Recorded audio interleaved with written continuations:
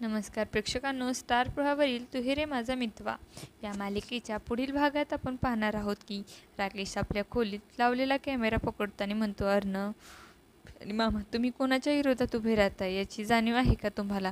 आता तुमचा हा डाव कसा उलटतो ते बघा. यानंतर सीन सरळ कॅफेमध्ये जातो. तिथे अर्णव ईश्वरीला भेटायला येतो, पण ईश्वरी चिडून त्याला विचारते, अर्णव सर, तुम्हाला माझ्या लग्नाबद्दल नक्की काय अडचण आहे? तुम्ही इतके का उत्सुक आहात हे लग्न होण्यासाठी?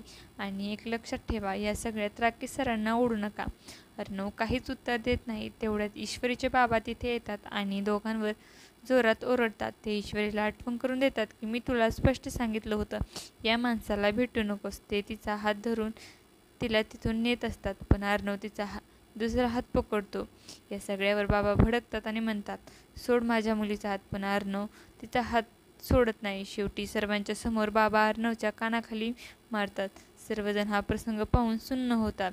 आता येणाऱ्या भागात अर्णव ईश्वरीचं आणि राकेशचं सोबतचं लग्न मोडू शकेल का, हे पाहणं खूपच उत्सुकतेचं ठरणार आहे. तुम्हाला जर आपला व्हिडिओ आवडला असेल तर चॅनलला लाईक, शेअर आणि सबस्क्राईब करायला विसरू नका.